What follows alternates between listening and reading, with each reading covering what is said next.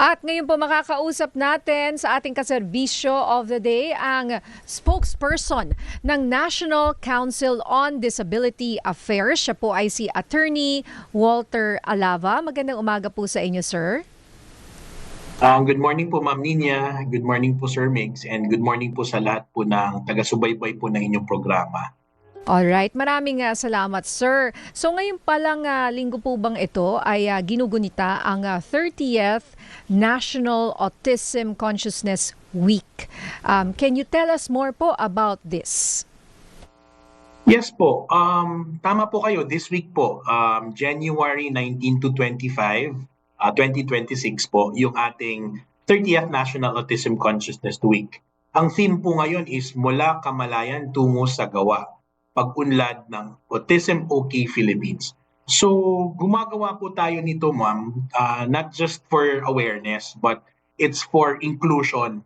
Kasi nga po, dapat po lahat ng ating mga citizens of the Philippines should be aware and at the same time should be nandun sa proper pakikitungo para sa ating mga persons with autism or mga autistic persons po natin. Opo. Sir Walter, so nasa na po tayo at least sa ating komunidad sa mga Pilipino na yung kanilang pagtanggap, yung awareness, or saan pa po tayo mag-i-improve? Actually, sir, very good question, sir. Kasi ang ano natin, ang gusto talaga natin is parang whole of the nation approach ang inclusion. Parang nag-veer away tayo from the medical model, 'di ba, to social model to exactly lahat rights-based model tayo. So sa question niyo po ngayon, andun tayo sa level ng awareness wherein tuloy-tuloy pa rin yung pag-capacitate natin with respect to disability sensitivity training. And then marami pa pong walang kaalaman with respect to, sabihin natin, hindi lang sa autism, hindi lang sa autism spectrum, but also with the persons with disability na kalahatan, yung sa typing natin dito sa Pilipinas. But rest assured po na the NCDA, the National Council on Disability Affairs, together with our partners po, is tuloy-tuloy po yung ating paggawa at paggawa ng mga programs and services para po mas papalawak yung kaalaman ng lahat ng Pilipino po nationwide po. Opo, Attorney Walter, perhaps the awareness, one big step to awareness is acceptance. 'Di ba? Usually po sa mga magulang, sa kanila po, sa atin po yan talaga nagsisimula. And kapag i-detect po natin ang sabihin natin kung nasa spectrum po ang isang bata, usually nasa younger years po talaga. Ano po muna ang advice po ninyo sa mga magulang kung sakali nga po nasa spectrum, ano po ang kanilang ang mga initial steps? Okay po. Meron po kasing mga, siyempre, 'di ba, Sir Migs, makikita mo or may mga instances na parang yung mga, sabihin natin, yung concentration, nawawala, biglang parang yung bata mag-mood swings, mga ganon. So, the best po talaga is to have our kids to be assessed by a neurodevelopmental pedia or neurodevelopmental doctors. Yun to talaga. Ang advice po is 1 to 5 years po need nilang ma-assess para po may prevention at the same time, may rehabilitation na rin na gagawin. But it would be reassurance din po for awareness din na hindi po to sakit, sir, or hindi po siya parang nakakahawang sakit yung autism natin. But it's actually neurodevelopmental condition. So yun po, sir. Early stage assessment between 1 to 5 years old po. Mahalaga po yun kung anong klaseng doktor. Kasi baka mamaya yung mga magulang di nila alam kung anong gagawin. Diba? Kung di alam mo yung gagawin, kung ano-anong gagawin, hindi pala na-address yung sitwasyon. Or worse, walang gagawin. Kasi iniisip nila baka ano lang to, what do you call that? Face? It's a face. Or baka naman hindi. Baka magulo lang siya. Correct. Ganyan. Pero sabi nga ng mga magulang na nai-interview natin, the first step talaga is acceptance. Kasi pag wala ka ganun, paano ka makaka-move on, ano? So, Attorney Walter, yun nga yung isa sa mga advice sa mga ibang magulang na na-accept na nila yung sitwasyon na dun sa mga magulang na nagsa-struggle pa ngayon. Ano po ang gusto nyo nga sabihin sa kanila? Actually po tama po kayo in all kinds of disability talaga, hindi lang sa autism po is acceptance. So with respect to our topic po which is the autism spectrum, para po dun sa mga magulang na hindi pa po nila natatanggap, hindi po kasi talaga sakit. Hindi siya yung tipong parang nakakahawa or parang nakukuha mo na because of genetics or because of the environment. Hindi po siya ganun. It's actually a condition, a neurodevelopmental condition. Let's say po parang siya, parang iOS as compared to Android, gano'n.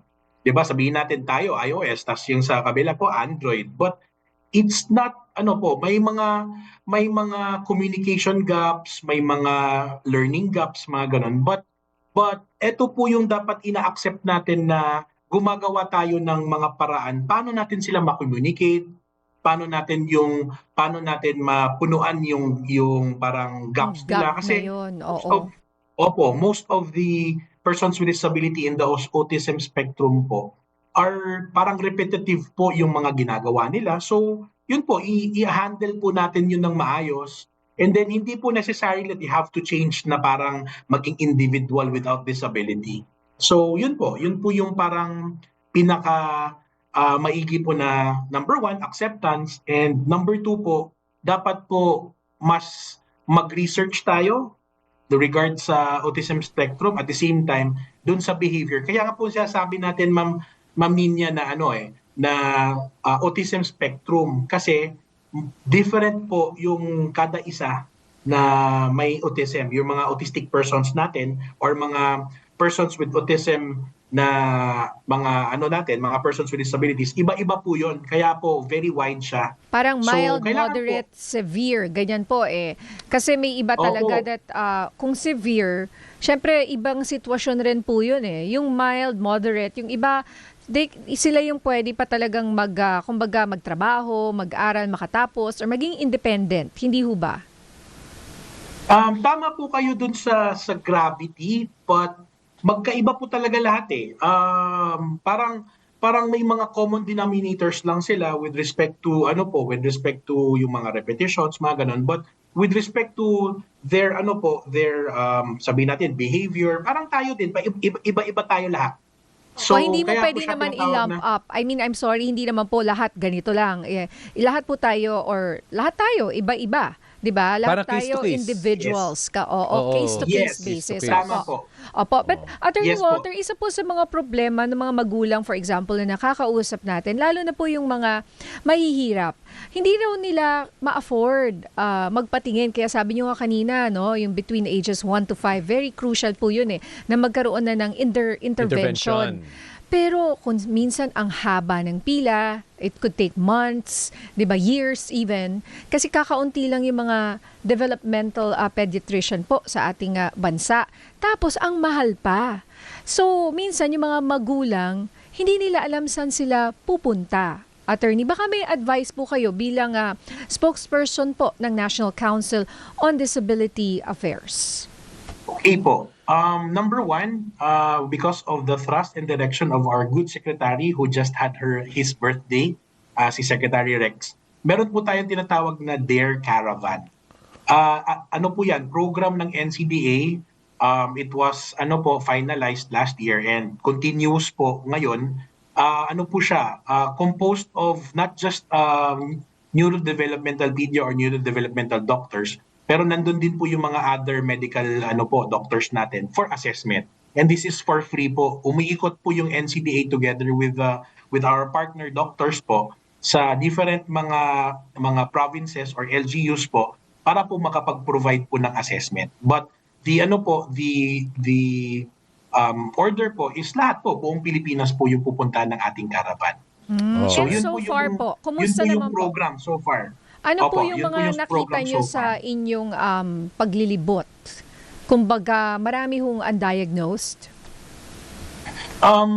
Basically po, ang nagiging struggle lang talaga is kasi yung availability ng doctors talaga.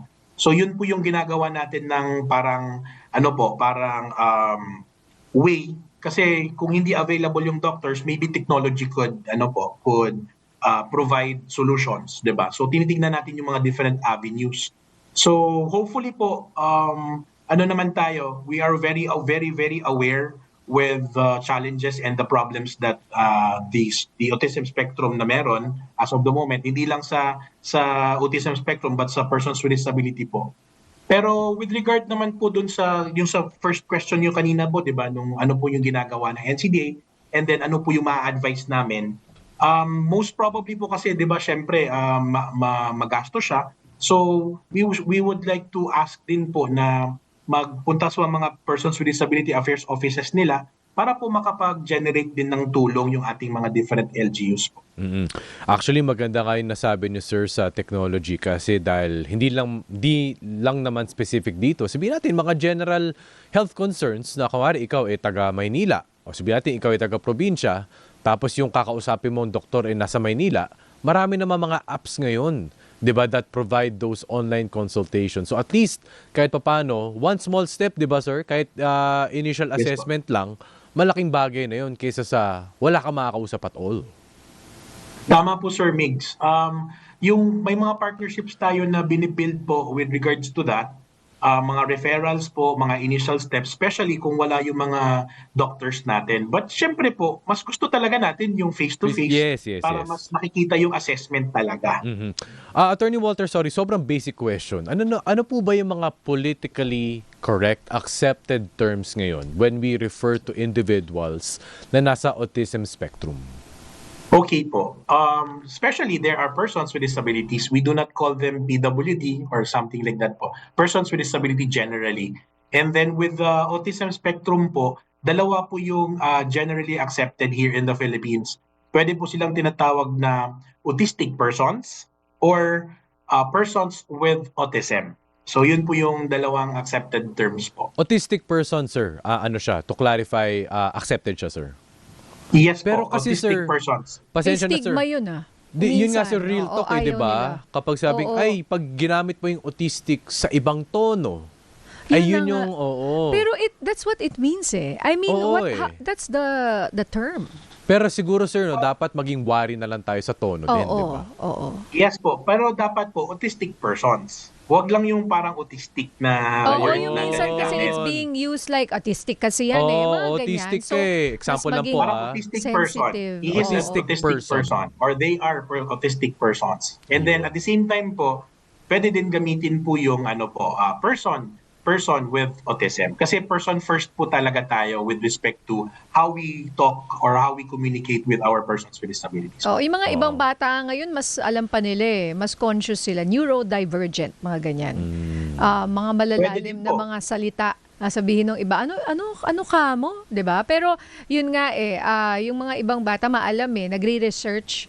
Kumbaga, yung mga mas bata po sa atin, alam nila kung ano yung mga terms, very woke.